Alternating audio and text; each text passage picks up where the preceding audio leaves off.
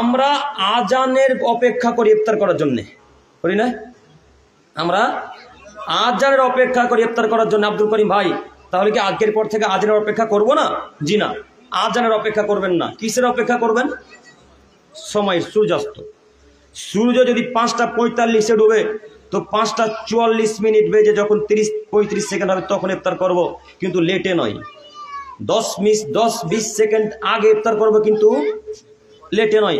আব্দুল করিম ভাই, প্রমাণ দিতে পারবেন কি? জি, প্রমাণ দিতে পারবো বলে তাতে জটিল কঠিনভাবে বলা। একটু দেখেন, সাহাল ইবনে সাদ রাদিয়াল্লাহু তাআলা আনহু বলেন, রাসূল সাল্লাল্লাহু আলাইহি সাল্লাম বলেছেন, লা ইয়াজালু দীনু জাহিরান মা আযালা নাসুল ফিত্র।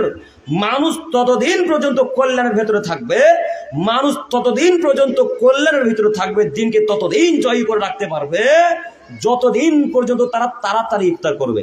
লিআন্নাল ইয়াহুদা ওয়ান নাসারা ইউআখিরুন, কেননা ইহুদি আর খ্রিস্টানরা দেরিতে ইফতার করে। কারা দেরিতে ইফতার করে? ইহুদি খ্রিস্টানরা। আমরা কি ইহুদি খ্রিস্টান? তাহলে আমরা দেরিতে ইফতার করবো কেন? আমরা তাড়াতাড়ি ইফতার করবো। আর একটা হাদিস বলি, আনাস রাদিয়াল্লাহু তাআলা আনহু তিনি বলছেন, লা ইয়াজালু নাসু বিখাইরিন মা যালুল ফিত্র। মানুষ ততদিন কল্যাণের মধ্যে থাকবে যতদিন তারা তাড়াতাড়ি ইফতার করবে। সম্মানিত মুরব্বী সাহেব, হাদিস সহিহ মুসলিম মিসকাত।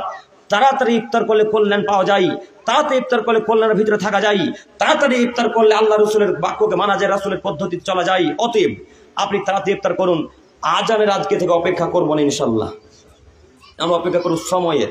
এখন আপনি যে আজানের অপেক্ষা করছেন, যিনি আজান দিবেন উনি আগে একটা খেজুর খাবেন, তারপরে শরবত পান করবেন, তারপরে আজান দিবেন। তো আপনার যে 20-30 সেকেন্ড, 1 মিনিট লেট হলো, 5 মিনিট। জি, ইফতার আজানের 5 মিনিট পর আপনারা ইফতার করছেন কেন? বা ইফতারের টাইম আছে 5:44, আপনি ইফতার করছেন 5:50। জি না, এটা তো ধর্ম নয়।